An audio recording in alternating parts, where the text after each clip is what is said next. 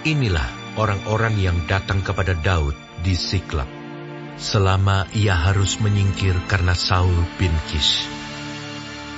Mereka pun termasuk pahlawan-pahlawan yang membantu dia dalam peperangan.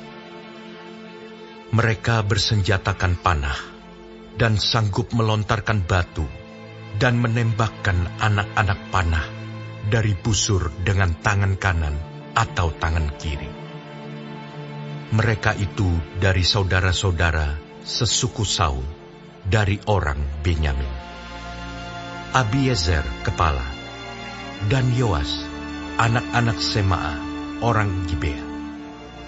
Yeziel dan Pelet, anak-anak Azmawet. Beraka dan Yehu, orang Anatot. Yismaya orang Gibeon, seorang pahlawan di antara ke-30 orang itu, yang mengepalai 30 orang.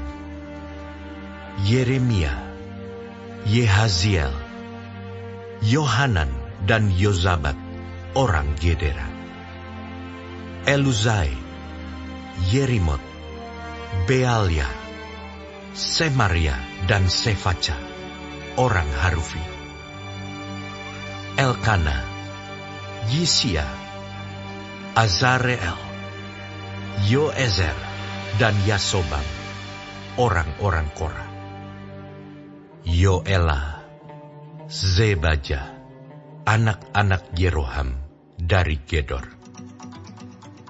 Juga dari orang Gad, ada yang memisahkan diri dan pergi kepada Daud ke kubu di padang gurun, yakni pahlawan-pahlawan yang gagah perkasa, orang-orang yang sanggup berperang, yang pandai menggunakan perisai dan tombak, dan rupa mereka seperti singa, dan cepatnya seperti kijang di atas pegunungan. Ezer kepala, Obaja orang kedua, Eliab orang ketiga, Mismana orang keempat, Yeremia orang kelima, Atai orang keenam, Eliel orang ketujuh, Yohanan orang kedelapan, Elzabat orang kesembilan, Yeremia orang ke-10, Makbanai orang ke-11. Mereka itulah dari Bani Gad, kepala-kepala pasukan. Satu orang yang paling kecil sanggup melawan 100 orang, dan yang paling besar sanggup melawan 1000 orang. Mereka itulah yang menyeberangi sungai Yordan di bulan pertama. Sekalipun sungai itu meluap sepanjang tepinya, dan merekalah yang menghalau seluruh penduduk lembah ke sebelah timur dan ke sebelah barat. Sebagian dari Bani Benyamin dan Yehuda datang kepada Daud di kubu itu. Lalu keluarlah Daud menyongsong mereka. Berkatalah ia kepada mereka, "Jika kamu datang kepadaku dengan maksud damai untuk membantu aku, maka aku rela bersekutu dengan kamu. Tetapi jika untuk menyerahkan aku dengan tipu muslihat kepada lawanku, sedang aku tidak melakukan kelaliman, maka biarlah Allah nenek moyang kita melihat itu dan menghukum kamu." Lalu roh menguasai Amasai, kepala ke-30 orang itu. "Kami ini bagimu, hai Daud, dan pada pihakmu, hai anak Isai. Sejahtera, sejahtera bagimu dan sejahtera bagi penolongmu, sebab yang menolong engkau ialah Allahmu."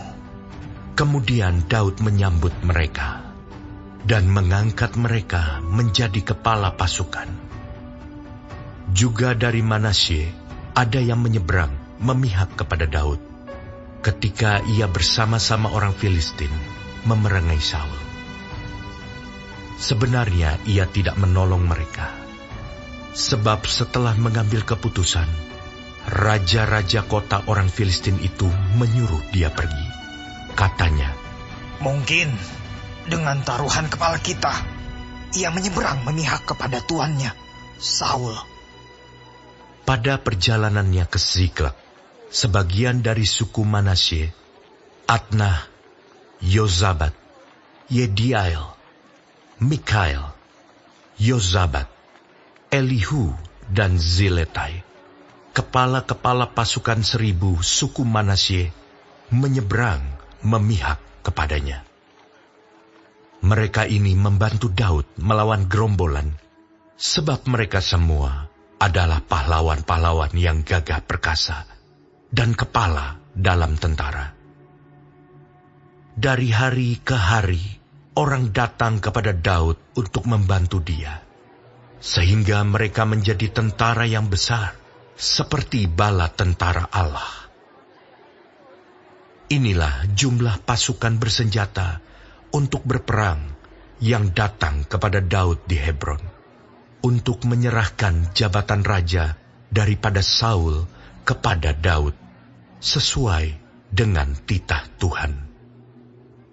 Bani Yehuda yang mengangkat perisai dan tombak, ada 6.800 orang yang siap untuk berperang.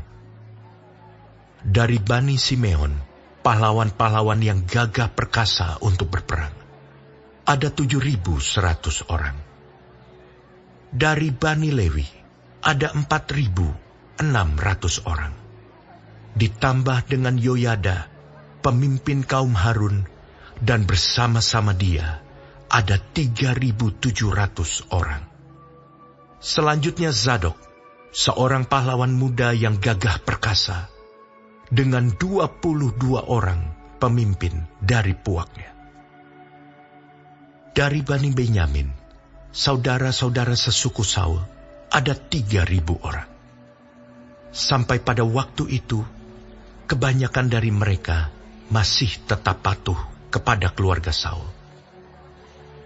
Dari Bani Efraim, 20.800 orang, pahlawan yang gagah perkasa. Orang-orang yang kenamaan di antara puak-puak mereka. Dari suku Manasye, suku yang setengah itu, ada 18.000 orang yang ditunjuk dengan disebut namanya untuk pergi mengangkat Daud menjadi raja. Dari Bani Isakar, orang-orang yang mempunyai pengertian tentang saat-saat yang baik, sehingga mereka mengetahui apa yang harus diperbuat orang Israel. 200 orang kepala, dengan segala saudara sesukunya yang di bawah perintah mereka. Dari Zebulon, orang-orang yang sanggup berperang, yang pandai berperang dengan berbagai-bagai senjata. 50.000 orang yang siap memberi bantuan dengan tidak bercabang hati.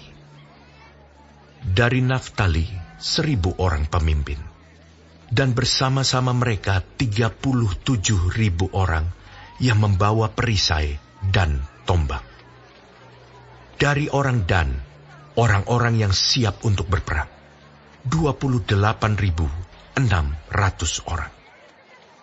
Dari Asyer, orang-orang yang sanggup dan pandai untuk berperang, 40.000 orang. Dari seberang sungai Yordan, yakni dari orang Ruben, orang Gad, dan setengah suku Manasye yang lain, orang-orang yang membawa berbagai-bagai senjata perang, 120.000 orang. Sekaliannya itu, prajurit-prajurit, orang-orang dalam barisan tempur, datang ke Hebron dengan tulus hati untuk mengangkat Daud menjadi raja atas seluruh Israel. Memang juga seluruh orang Israel yang lain dengan bulat hati hendak mengangkat Daud menjadi raja.